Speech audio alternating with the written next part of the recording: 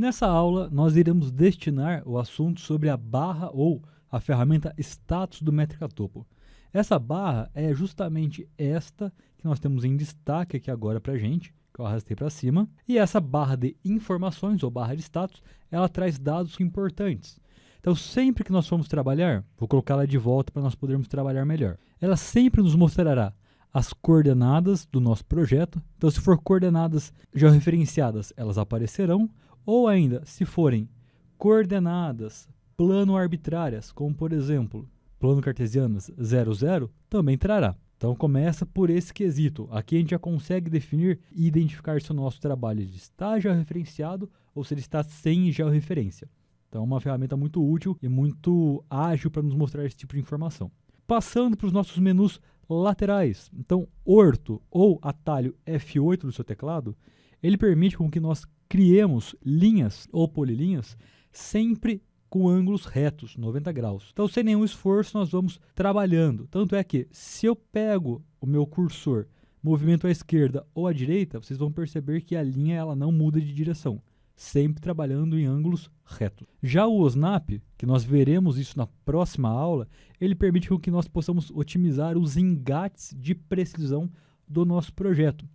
Então, vou dar sequência aqui, por exemplo, na minha polilinha.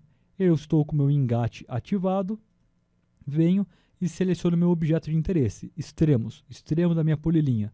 E a partir dela eu dou sequência. Então, sempre que eu estiver com o OSNAP ativado, algum engate irá auxiliar a próxima utilização da ferramenta. Já o grid F7 de teclado, ele nos cria uma malha, acho que vocês conseguem perceber que nós temos uma malha pontilhada. Essa malha ela pode ser definida por vocês também em início, desenho, snap e grid. Porque o meu grid ele não está dentro do meu desenho todo, porque ele extrapolou. Justamente porque tem a coordenada de partida. Coloquei que ele vai iniciar no x no y, 0, e o limite máximo dele seria 1200 em x e 900 em y. Então é justamente essa malha que ele criou para mim. Nesse momento, nós temos uma malha com um espaçamento definido de 1 metro. Posso ampliar. Isso se torna bem interessante, até porque no futuro eu sei que esse intervalo ele equivale a 10 metros. Então, se eu for criar uma polilinha com o OSNAP grid ativo, eu vou sempre trabalhar de 10 em 10 metros. Eu saberei o comprimento da minha linha. Uma forma bem simples e rápida de nós estabelecermos essa correlação. Isso daí pode ser feito aqui dentro. Vejam só. Snap ou o nosso atalho F9. Vim aqui embaixo, F9, desenhos, e eu estabeleço o meu intervalo. Se eu quiser trabalhar entre grid e o snap com o mesmo intervalo, ele fica bem interessante, justamente porque ele cai nesse cenário que eu havia comentado. Quando eu movimento meu mouse, vocês vão perceber, depois quando forem operar, que ele vai como se fosse dando socos. Esse soco seria a distância que ele cria com base no intervalo pré-estabelecido. Então, na hora que eu vou fazer o meu segmento, ele vai pulando de 10 em 10 metros. Então, o que eu faço?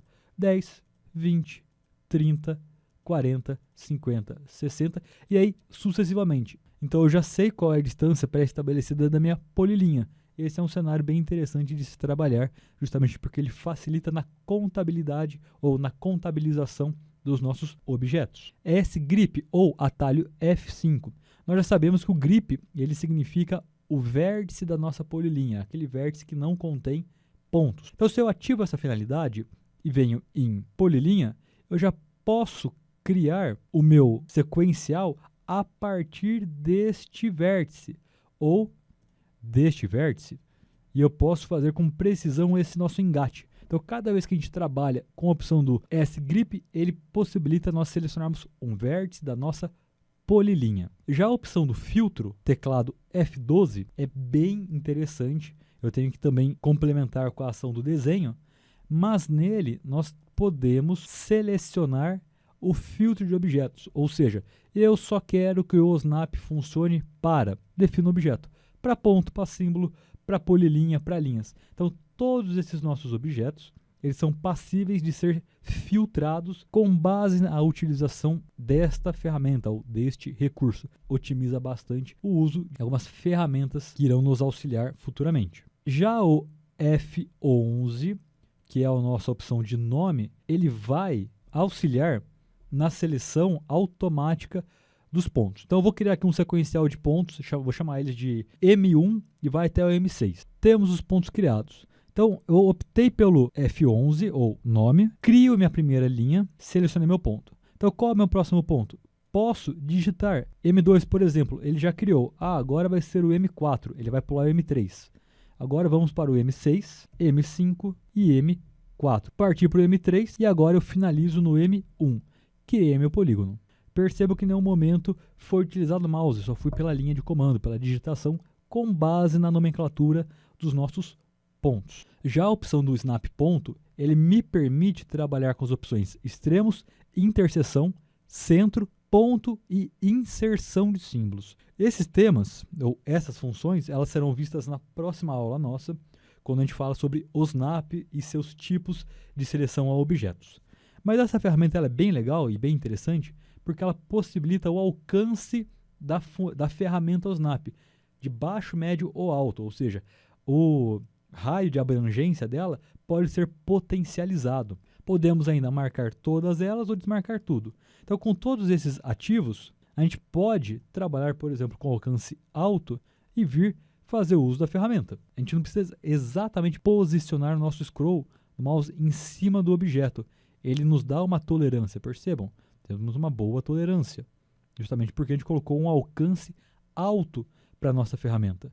Vou de novo, vim aqui, estou deslocando, olha só, com base no meu alcance, estou bem longe do vértice do meu polígono, mas ainda assim ele está selecionando. Se eu clicar aqui, ele seleciona lá, justamente por conta desse alcance. Então é uma ferramenta bastante interessante justamente por esse motivo. Ele nos dá essa facilidade, esse recurso a mais.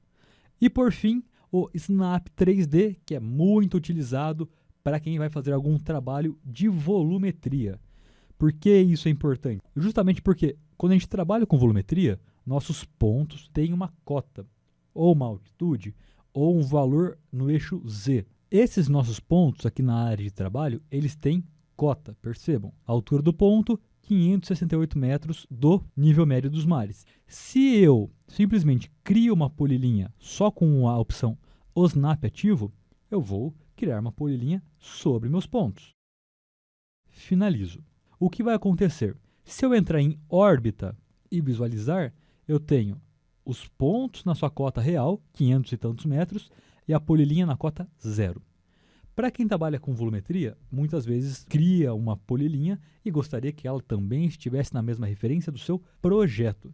E é justamente aí que entra a ferramenta do Snap 3D. Ele já traz uma pergunta para a gente. Você realmente deseja ativar essa função? As ferramentas Trim, que é a do cortar, e Extend, que é o estender, podem não funcionar corretamente em linhas e polilinhas criadas em 3D, justamente por não haver interseção.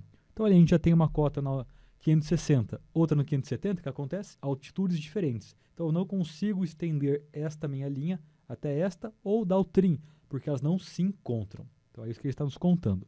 Deseja realmente fazer? Sim, eu quero. Fui para a mesma polilinha, concluí, fui para o órbita, rotacionei, olhem só.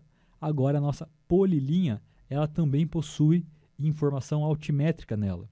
Tanto é que se eu carregar a informação da minha polilinha, o eixo Z está preenchido, justamente com as cotas de cada ponto por onde ela passa.